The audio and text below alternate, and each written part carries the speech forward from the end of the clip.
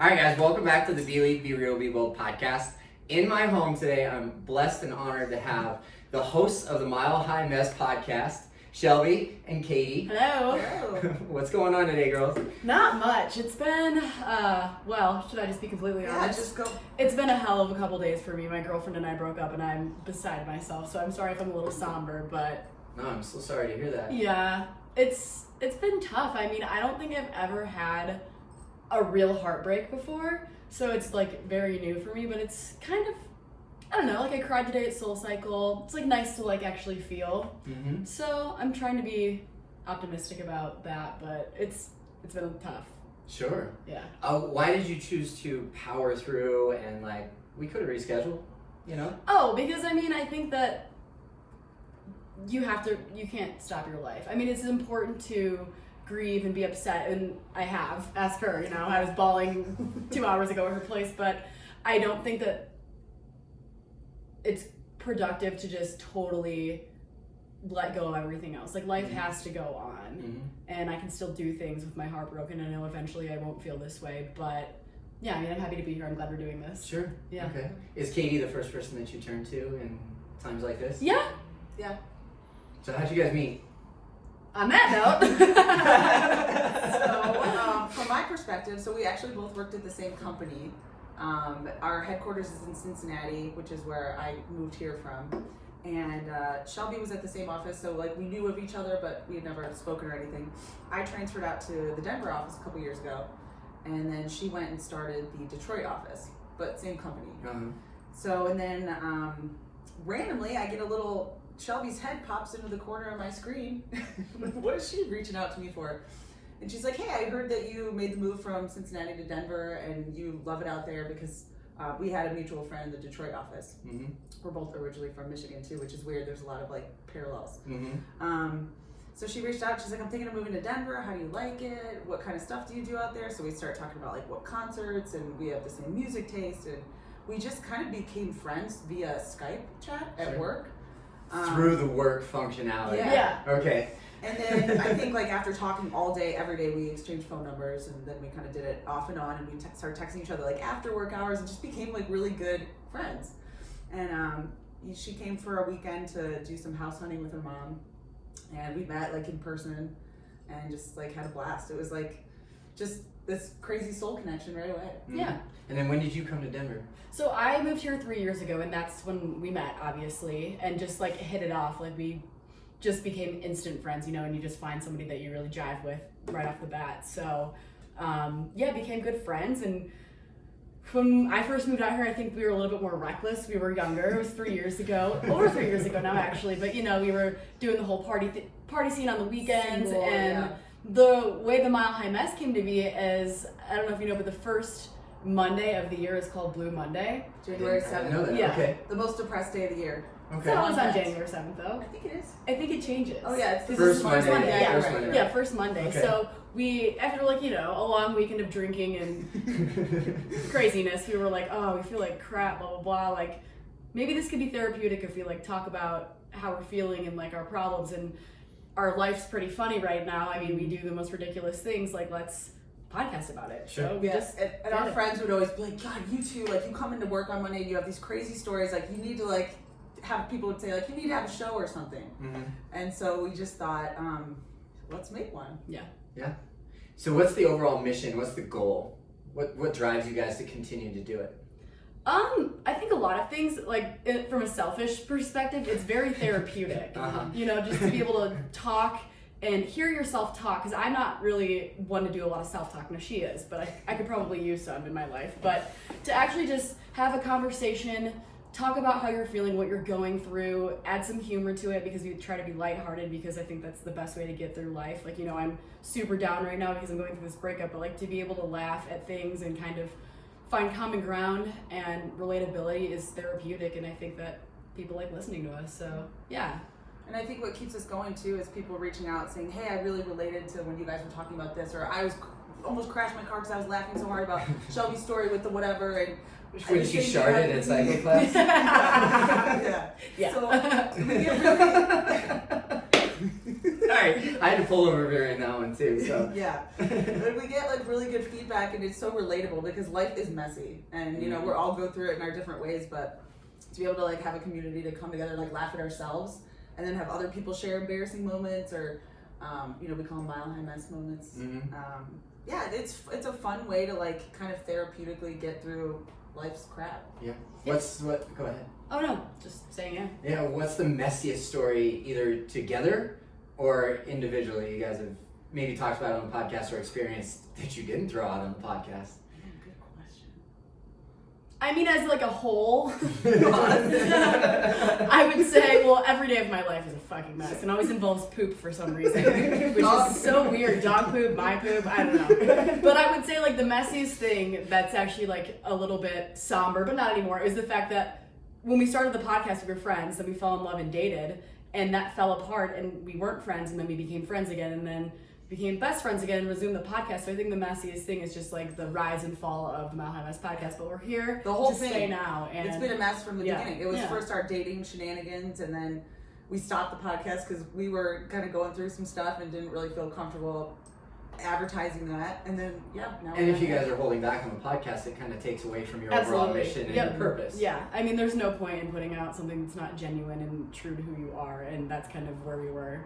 Right. But now we're ready to talk about anything and everything, and it gets us in trouble sometimes. If you want to hear more of our mess moments, you know where to find yeah, them. not Yeah, listen right. back. Yes. I mean, I'm a listener for sure because like I just need to know what's going on currently in Denver. I don't have much of a social life. You know, I'm just powering through work right now. Yeah. So we've heard a little bit from Shelby. Katy, what's your relationship status? I'm currently single. Okay. Yeah, went through. Last time we talked, when we met for coffee, you were both in relationships. Ish. Well, I was. Okay. Yeah, mine's been a mess per usual. Okay. Yeah, it was kind of a back and forth, but yeah, I would say I'm single. Okay. Do you gravitate towards messiness just in general across the board through work, through life, through relationships? I'm a magnet for messes, I think. And I'm a mess. That's why we're great friends. Yeah, I think I crave excitement, and I'm attracted to people that are adventurous and spontaneous and make me laugh and have that kind of fun energy. But those people sometimes are the ones that are like emotionally unavailable, or they're the ones that kind of run from their problems and avoid. So I'm actually trying to work on like what it is about me that attracts me to those types of people, and we're both doing some good stuff. Yeah, it's a time to be single and figuring your life out. So Sure.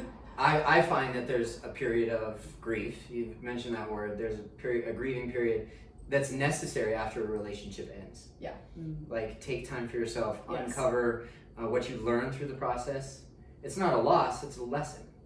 Yeah, and it's hard not to feel like it's a loss, but you're right. I mean, it is a lesson. And I think kind of touching on what Katy said, like my natural reaction when I go through something like this is just bury it and maybe jump into something else, or like start sleeping around or do like really reckless, stupid things to distract myself. But like, I think I'm finally at a point where like I physically can't do that to myself anymore. Like I owe it to myself to really reflect, and it's fucking hard. Yeah. I mean, like I'll be fine. Like I feel fine now, but in 5 minutes I might be crying. You know, like it's really hard to deal with pain and loss, and I haven't ever dealt with it head on. Like I moved out here right after breaking up with somebody, and that was sort of my distraction. You know, like an excuse to leave, and then her and I fell in love and dated, and then right after that I kind of jumped into something else, and then had just been in this cycle, and it's like something's broken. And obviously jumping from one thing to the next isn't fixing it. So I need to address it, but it's fucking hard. Yeah, it is, absolutely. That distraction is like the perfect word. Like we almost choose to do that. I can relate to that a lot because I dive into work, or I dive back into the podcast, or I start almost like intensely going back to the self-care routines that I know, like journaling every day, twice a day. You know, that might be too much, but there's a balance between what we choose to do for ourselves and what we choose to do to distract ourselves. Yeah, well, it seems like your distractions are very healthy. Yeah. Like I need to be more distracted like that. Like that's what I'm going to do. Dive into the podcast, fall into my friends, lean on that. Like really start to be curious about myself. So I don't think that Well, yes, like I think working too much is too much, and maybe journaling too much is too much. I think that you're doing it the right way. Yeah, so. Everything in moderation, right? Yeah. I was gonna say too. I think that's why so many people struggle with addiction and unhealthy habits is because they don't want to face their feelings. They don't want to go through what you're going through because it sucks. It sucks. Yeah. So I'll let you know when it gets better, but it's not yet. Like I am broken. Sure. And do you guys know Brene Brown? Yeah. So she has this amazing idea of you cannot selectively numb. So you brought up drugs and alcohol, and if you're numbing the pain from a breakup, you'll numb everything else in your life as well. You might not be as sharp at work. You might not be as present with friends and family. It's one of the reasons why we do a social media detox in our community every weekend, is so that we aren't numbing and distracting ourselves on the 3 most important days of our week. Okay, that's very interesting. Couple questions. Yeah. What do you mean by your community? Oh, the BBR podcast community. What's BBR? The BB. Oh yeah, you're fine. I affectionately call it the BBR because believe, be real, be bold is like a mouthful. Yeah. So if I just call it the BBR podcast, our community, like when I stopped seeing somebody in the fall, my social media detox group, which is the foundation of our community, they heard about that and they're like, Dave, we're sending you like social or like figurative hugs right now. Like, what can we do for you? Because we know how much you liked her. I like that detox. I think that's probably very good for you. I've definitely eased up on social media. It's hard not to when you're trying to promote a podcast. Yeah. You know, but like I don't really use my own Instagram very much anymore. It doesn't really serve me. Sure. I don't think I've ever like scrolled through Instagram or gone on Facebook and then like got off and be like, wow, I feel better about myself. You know, like it's never like, wow. It's gonna be a good day. Yeah, like seeing everybody's beautiful vacations really just inspired me to like die. Like, you know, like it never really feels that good. Like, yes, is it nice to catch up with friends and family? Sure, but like there's better ways to do that. And yeah, social media is kind of toxic. It is toxic, but you need it if you're trying to promote a podcast. Right? When you use social media appropriately, it can be a very successful tool. Like Quentin, this is how we met. We met through the 127 Fit podcast because I saw you guys were guests and I'm like, oh, this sounds like a really authentic partners who could come on the podcast. So I reached out via social media. I think I talked to you first, Shelby. And I met Quentin through social media. I met all of our social media detoxers through social media, which is the ultimate. But I think that's the point, is like when we're spending too much time scrolling and comparing our lives to others, we need a break from that. And one of our detoxers shared a story after about 6 months of doing it regularly every single weekend. She said, Dave, like I was in Facebook way too much on the weekends. My marriage was struggling. I wasn't like a great mom. 6 months later, she let me know that it saved her. It like rebuilt her marriage. Yeah, I think that like, and I'm totally guilty of this, but I think also social media is a distraction and also very numbing. You know, like instead of just sitting silently with your thoughts or picking up the phone and calling somebody, you're just scrolling, using your eyes and reading bullshit that doesn't matter, and it's numbing. It's a waste of time. There's so much more productive things you could be doing with your brain and your time, and you know. Like what else could we do? When we're trying to recover, or when we're read a book, when we're trying to like a book, when we're trying to face the shit, like you're talking about, Shelby, like what questions are you going to ask yourself? If we're stuck in social media or stuck distracting ourselves, we'll never even come up with the questions in order to ask ourselves, why do I keep repeating these patterns? Yeah. Having good conversations with your I friends. think that this is still so fresh for me. I don't think I've had too much time to reflect because it happened yesterday.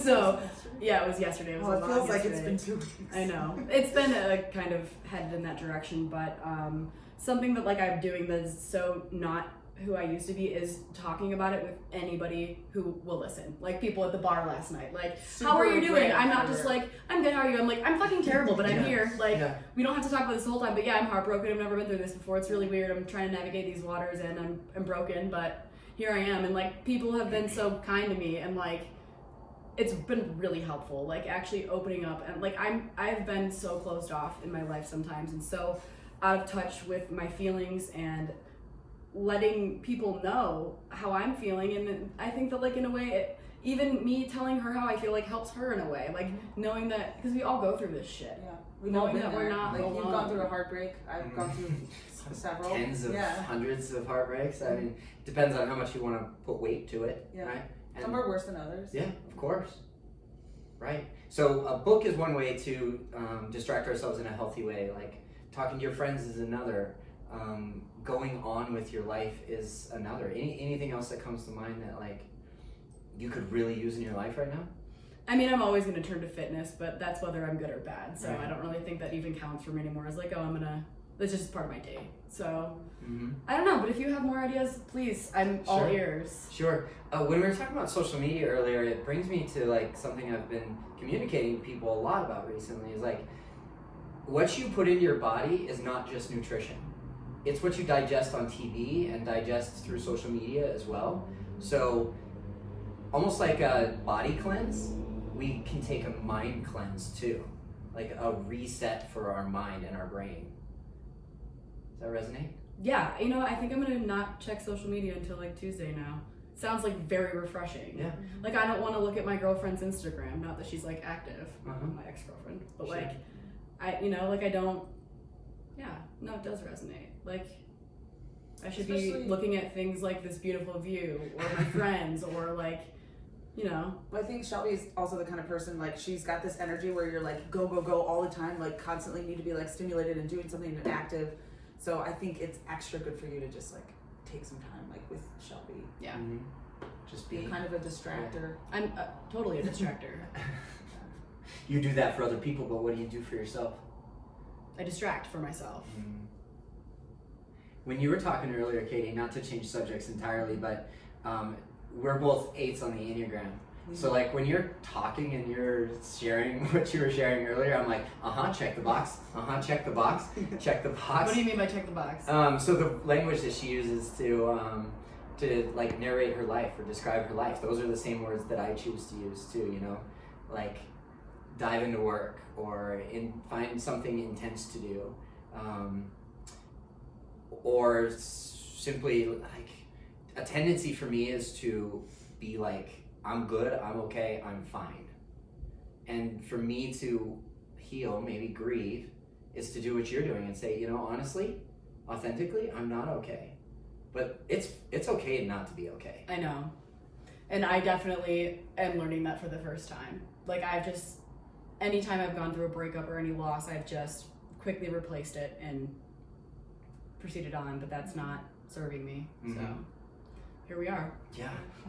Once again, like we're kind of more aware of repeated patterns in our lives, which is where our podcast came from. Is I recognize repeated patterns in my life. I'm like, enough of this shit. I'm gonna change. I'm gonna make the change here with me. Yeah. And almost 2 years later, a year and a half later, I'm still seeing some repeated patterns, like attracting emotionally unavailable people. Because I want to go after that challenge. And it's fun. In the beginning, it's fun because it's like this roller coaster, but then there gets to a point where like, get me off this roller coaster. Yeah. The highs are great, but the lows are just too much to handle. Yeah. And I'm like, as I'm reflecting back on why this ended and like why it came to the point where it's at, like I question like, why did I? Because I do think, and maybe I'm wrong and I have some more reflecting to do, but I do think that my girlfriend was emotionally unavailable. And I don't know why I didn't acknowledge those signs in the beginning. And I don't know if I was hopeful or like hoping that I could be the one to change her or that like she would fall in love with me and love me enough to where she would open up to me. But yeah, like why do we want, because like it's not like I want that, right? Like you don't want to be with somebody, like who wants that? That's like saying I want somebody like who abuses me. Like you don't really want that, but part of you does because you keep going to it. So why?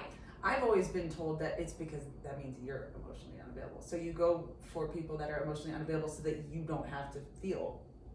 Like if you're not comfortable with your own emotions and you want, it's like a mirror. Like attracts like. Yeah. You took the words right out of my mouth that like consistently seeking somebody who's emotionally unavailable is because that's familiar to you. And I'm a huge fan of attachment theory. Yeah. And our childhood attachments begin to be reflected in our adulthood until we step into the darkness that is our shit. Yeah. And I've spent the last 2 years single in December of 2018, so just over 2 years, stepping into that shit and being more selective in my process of dating who I date. I've only had 2 to 3 month things in that period of time, not any one of which became exclusive. And I had to face that repeated pattern as well. Okay, well, that's not what I'm looking for. Why do I keep attracting that? And you hit it on the head, Katie, that like attracts like, it's a mirror. So do you think that you attract that, or you're attracted to that? There's 2 components here. Why you would attract something like that is because you allow it to happen. If I saw the signs in the very beginning of like very little to no interest, but yet I was still persistent in pursuing, I'm allowing that low interest to be basically like a rewarded behavior. It's not how we want to act. We're better than that, right? You're better than that. So you also kind of took the words out of my mouth about like, oh, I was hoping to change her, or I was hoping that they would fall in love with me enough to open up and be vulnerable. Well, you can't want it both. You can't want it enough for the 2 of you. Yeah. Right? Does that hit home? Yeah. Yeah, absolutely. Yeah, it's deep, dark Well, shit. the hard part for me, like I'm at the point where I have done reflection and I've listened to podcasts and I've read a lot about the topic and everything, but I know where my attachment issues come from, and like I understand what parts of my childhood and my upbringing led me to this place, but how do you fix it? Like just knowing for me isn't enough. Yeah. And I think I'm at that point. It's like I'm very aware. Like You this are. comes from this. I This will comes give from you this. that. This comes from this. But what do I do with this information? Here's what's frustrating about you, and I like that we can call each other on our shit. Like, Yeah. you are very, very self-aware, and you know why you have issues, and like it's like, like the person that you were most recently with, like you knew that there was like a broken system there, right? But like you kept doing it, and it's so frustrating to watch somebody that you care for do that, especially when that person's so self-aware. But It's like I am aware, but I don't know how to change my behavior. yeah, it's Which so is easy to give advice, and It's strange, actually. Yeah. There are a couple of like personality traits that you and I have as 8s on the Enneagram. Our tendency is to gravitate to the underdog, to the person who we want to root for in the story. Like we're strong enough. that makes a lot of sense. So true. We're strong enough to handle that burden. Yeah, we want to be the hero and the helper and the fixer and the Right? When we're healthy, we're very much like a helper, absolutely. But when we're average on our average level of health, we can rise up into that strength of helping somebody at their lowest point. But we, being self-aware, we have to understand that it's like a gravitational force for us. Yeah. Like we cannot shy away from that, and we just want to root for that underdog. So we're going to do everything we possibly can to champion for the little guy.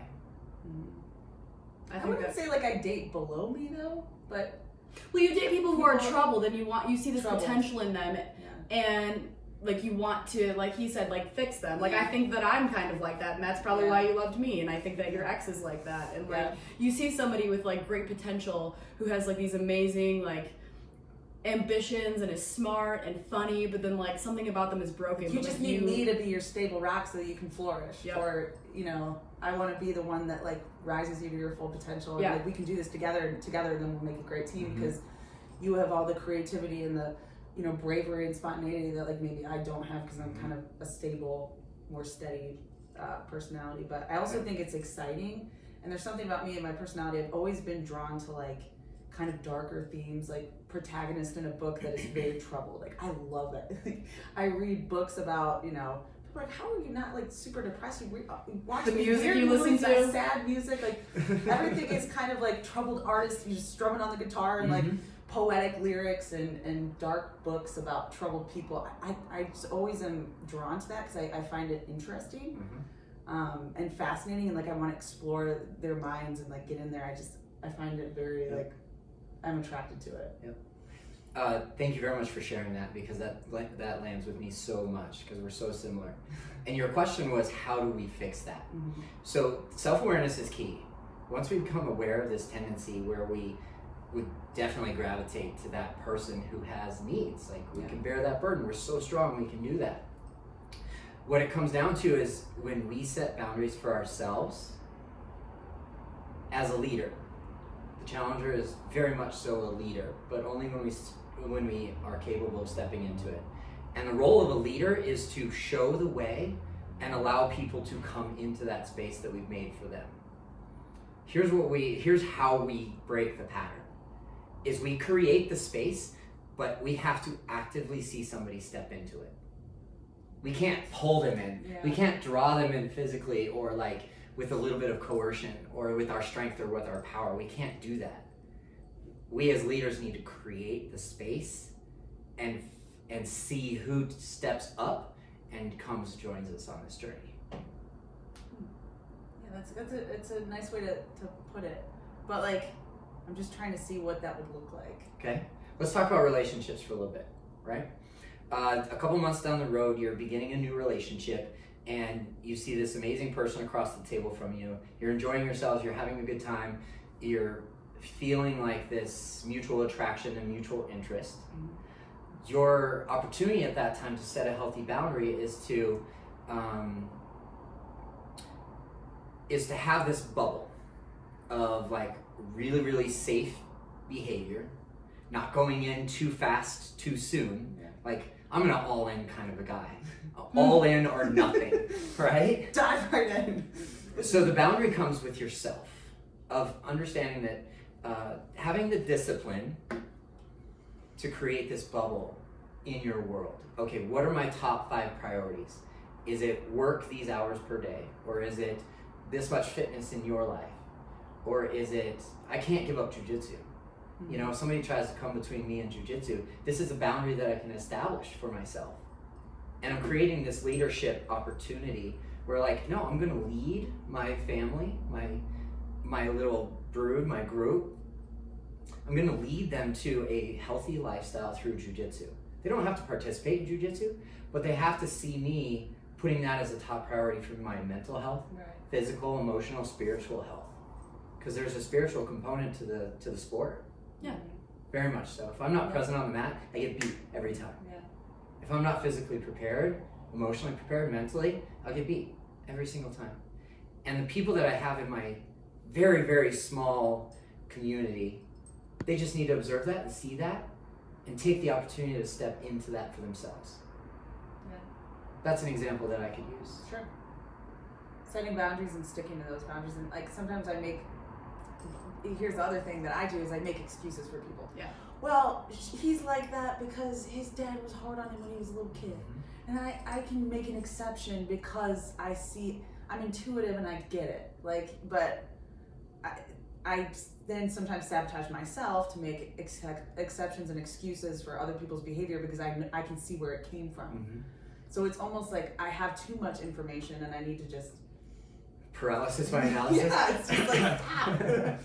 Yeah, I think that's something that like I've done recently as my relationship has kind of deteriorated is like made excuses for that person that were like definitely valid excuses, but also it's like I feel like we do that because we don't want to see the bad, you know, and you just want to give yourself an excuse or them an excuse for making you feel a certain way so you don't have to actually feel it. But like actually trusting yourself, and that's something that I need to work on and do. But like when I'm feeling a certain way, it's not because I'm irrational. Like I'm not an irrational person. I'm not super needy. But if I'm feeling like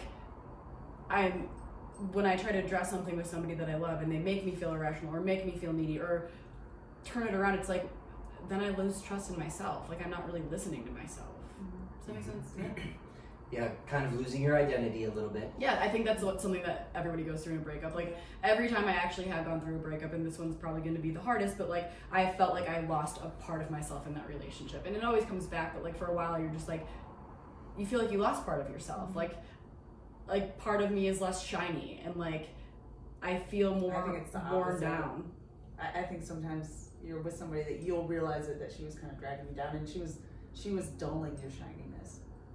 Yeah, but like of course that's not how Yeah. I feel. You know, like I feel like I got hit by a train, and I'm like not as shiny as I was. You know, Yeah. or like I compromised my own values and like let myself go and let myself be treated a certain way, or not even like a way that was like bad, but a way that doesn't work for me and like isn't what I need. Like letting my needs not be met over and over again. Like why would I do that to myself? Mm-hmm. That's a fantastic question, and and what I hear you saying is very important for other people to understand too, is that when we go into a new relationship with hope, that's a good thing. When we go into a new relationship meeting somebody new with grace and compassion for maybe their history, that's a great thing. But it's not our responsibility to take care of them emotionally, mentally, physically, spiritually, or financially. It's our responsibility to take care of ourselves there and our health there, and to heal from any wounds that we have from our childhood or from past traumas of breakups, or in general other traumas too.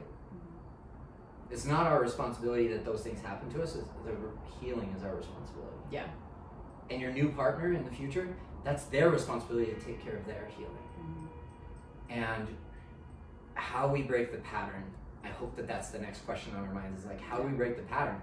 Is we take things slow, we set healthy boundaries for ourselves, but we also have to maintain our priorities and our strength and our power and our individuality, and not give those pieces away for the benefit of the doubt, or because I see so much potential.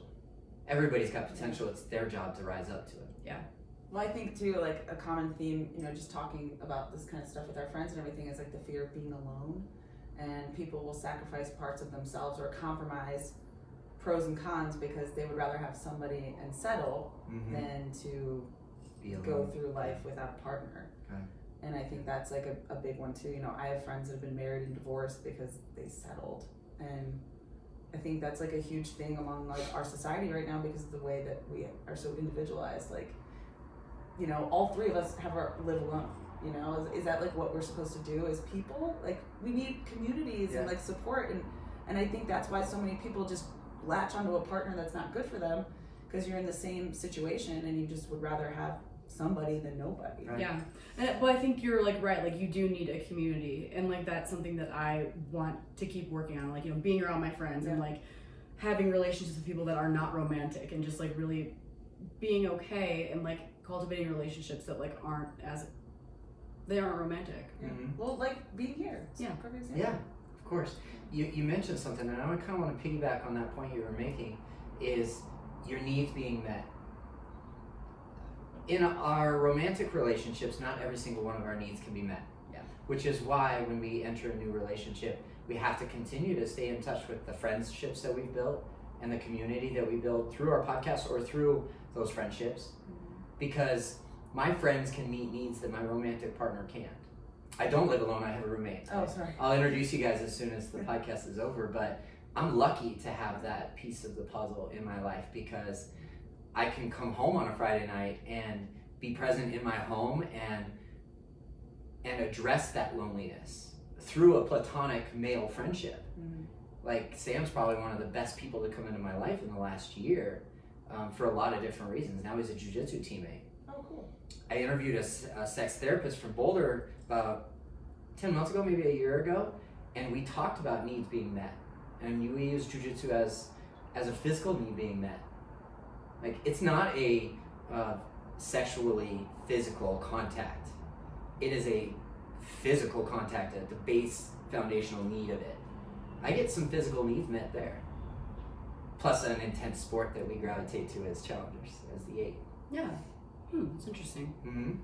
So those friendships outside of the relationship are so very important to maintain, because those friendships are in our lives for a reason. They've been meeting a need for us. And just because we have that need doesn't make us needy. Yeah.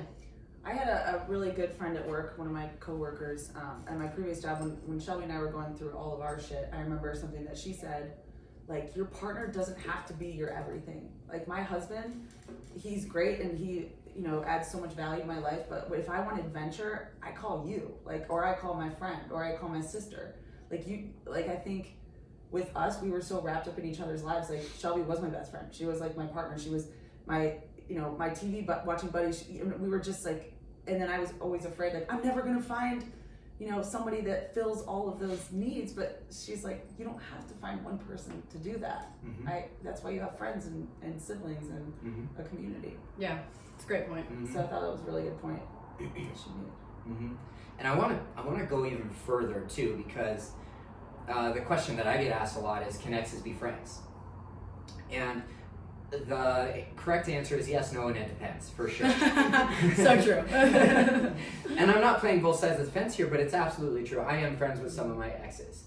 One in particular was a client for a long time, and she's married and she has a son. She and I can be friends because I'm also friends with her husband. Mm-hmm. We don't go out to dinner just the two of us. Yeah. That's not appropriate. Yeah. But what we can do is we can text about fitness, we can text about nutrition, we can text about her new Peloton bike that she loves. We can even text about her husband on occasion because he has the same opportunity to reach out to me. But why I bring this up is having same-sex friendships is so very important because of that coworker that you were talking about. She comes to you for fun and excitement and a night out on the weekend, and say around Valentine's Day, you guys want to plan a Galentine's, but also have your partner go out with you specifically on a date night too to celebrate. I think that's the best choice to make.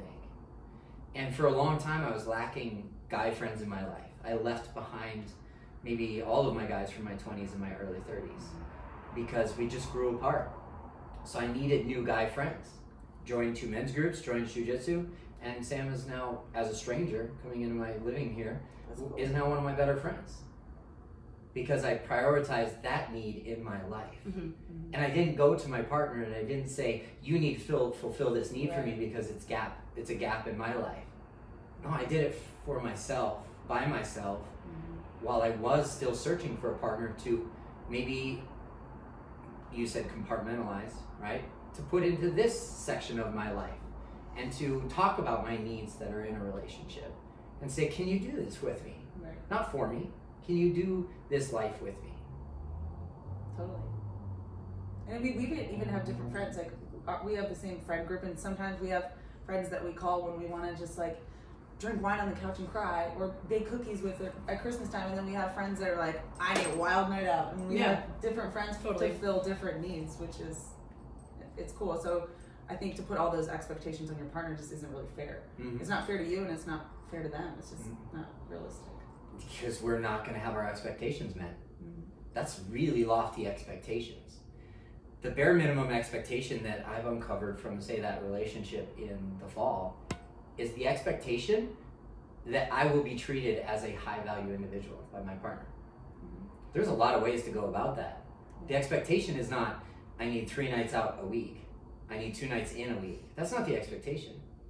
Just show me interest, right? Mm-hmm. Grow with me, treat me with high value, and I think we'll get along great. Yeah. Totally. That's not too much to ask. So simple. If only. It's easy. If only. And yet we still don't have it all figured out. And that's why we need to go to our friends when our need needs to be met. Yeah.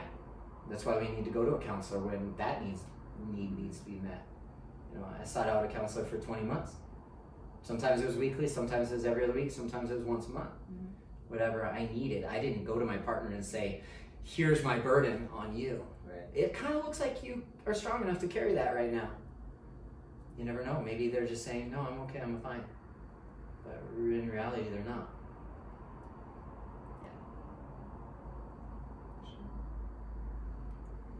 What other messy stories have you guys told on the podcast? Oh geez, so many. Gosh, that's a good question. Yeah, she takes the cake. I mean, hers are hers are pretty great. I can tell one that I haven't even told on the podcast, and yes, it involves poop, always. Everybody So- loves a poop joke. Yeah. It never gets old. Myself the most. So I had I've started, and I highly recommend this, using coconut oil in the shower as like a moisturizer. So I had it in this little cup, and it was in my shower. And last night I came home and there was diarrhea all over my apartment because my dog had eaten like 1/4 a cup of coconut oil. And he is still shitting. I'm sure there's gonna be poop. Like I went to cycle this morning, came back, he pooped again. Like I came back. We were out so late last night. I think I got back at 4:30, and I'm on the phone with her crying. You know, just like put me to bed, like talk to me till I fall asleep, crying. And then I'm like, oh my god, there's poop everywhere. Like, why? And my dog's just like so scared. I'm like, it's not your fault, but it is. Like, why would you eat that, you I'm idiot? trying to think of what's my best one been. I've had some doozies for sure. Yeah, I don't know. Man, I should have thought about this. I don't know. I'm more of like awkward. Like I put myself in like awkward situations. I was a corporate trainer for a while and would have to like speak in front of a room and then just say things or like do things. But not one giant good one comes to mind. Yeah, I can't think of a good one for you, but What's the next episode that comes out? we actually don't know yet. We might talk about breakups. We might talk about breakups, but I don't know. I also want to be respectful of my ex-girlfriend in the chance that like maybe we'll get back together in the future. Not anytime soon, but Because you both have work to do. yeah. It's just so broken right now. There's no chance that it's fixable at this point, but we try to mirror the topics with like what's going on in our lives that we can relate to, and gotta be authentic. it's usually something that like that's weighing on us, or that like just comes to us like inspiration, or I really wanted to talk about this, or just so we're pretty on the fly when it comes to that kind of stuff, but we also have to be ready. So it's also okay to take a week off. Of the podcast. Mm-hmm. My mom's coming to town, so actually maybe we'll have her on and it'll just be a goofy Oh, that'd be episode. fun. I really wanna Yeah, have I her mean, on. I don't know. I don't think I'm in a place to talk about like my breakup at full length because I'm still processing it and I don't want to misspeak. But I want to have her on and have her tell all the embarrassing Shelby stories. Oh, yeah. As a kid. And just I'm sure we'll do that. That sounds fun. That's funny. I've never had a family member on. I've had an ex on. When you were together, or No. So Shelly, my friend who's married and has a child and was a former client, we dated 15 years ago. Totally okay to talk to her about how our friendship has stayed intact for 15 years even after dating. that's cool. Mm-hmm. Did you have to take some time apart after you guys broke up? Actually, we did. So I think it was early February that we stopped dating, and it was only a couple months long. And her birthday's in May, and I remember no communication from beginning of February to May, but on her birthday, I said, "Hey, happy birthday! Hope you're doing well." And we've been friends ever since. That's awesome. I was not reaching out to rekindle anything. Yeah. It was just obviously there was something left unsaid because of the way that it ended, but we've put all that behind us. We've buried it, and 15 years later, I've guested her wedding. I took a +1. I've seen her son grow. He's 6 now. Seen her through 2 surgeries. So if you guys haven't listened to She's Got Guts with Shelly, that's the episode we're talking about. There was something I wanted to say, but I'll cut this part out. This is actually what I wanted to say about using the podcast in our lives is an amazing thing because it's super relatable. And there's an appropriate amount of self-disclosure that can be made at any one time on any topic. But what the podcast for me is not, it's not part of my therapeutic process. To share with the audience what's going on in my darkest, deepest heart of hearts. That's what journaling does for me, that's what counseling does for me. But what I get the opportunity to do from week to week is actually speak to experts and talk around the events in my life. Like, okay, I saw some attachment theory issues rise up in my life. Let's go talk to some attachment theory experts, or some codependency, or some social media addiction, or these things in my life. I seek out experts to come talk to me about. That's awesome. That's a cool way to. But that is therapeutic, isn't it? It is therapeutic for me, but it's not part of the therapeutic process. Like, I'm not intentionally creating a podcast to get therapy. Right. Necessarily, but by formulating really good, strong relationships with people who are knowledgeable and experts in their own right is a huge benefit to me, because I've reached out to many of our guests and said, "Hey, via text, I got this going on." They're like, "Dave, thanks for reaching out. Here's my best piece of advice." Cool. So if your message resonates with people, what's the best way for them to get a hold of you? At Mile High Mess Podcast on Instagram, and you can email us. Yep, we're on iTunes and Spotify. You can listen to the podcast. Awesome. DMs are probably the best. Yeah, Instagram, Mile High Mess Podcast. Mile High Mess Podcast. And if there's one thing that we didn't get to, or that we briefly touched on, that you guys want to leave us with, what would that be? You're gonna be okay, kid. We all go That's what I through need to it. hear. Life is messy. You know, you gotta laugh at it, and just like what she's doing, you know, I like mourn it, but don't wallow in it. We like to say feed the beast. Shelby named her beast recently. You want to share that? What did you name your beast? I named my beast Willow because I was weeping. I was a weeping Willow. So I kept referring to her as the beast, and she's like, it's Willow. So she just named it. But I think it's important. What's this beast like?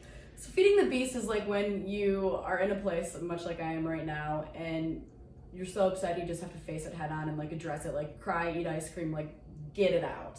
Like address that shit head on, then put it back in its cage and come do Move this on with your podcast, life, yeah. go to the gym, like Feel the feels. feel the feels, Yeah. but not for too long. Feed him, but once he's full, lock him back up, shut him out. Sometimes he gets hungry again, feed him. It's healthy, you know, Okay. to face it. So we are readdressing it later on down the road. Like if Yes. it comes back out, like if it's rattling its cage a little bit, to use the analogy. Yes. I mean, I think too, just like life is hard, you know.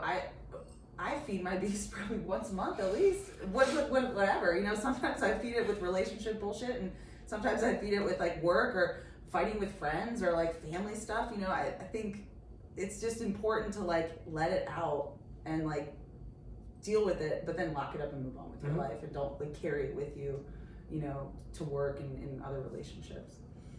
So I think that's kind of been our message lately. Yeah.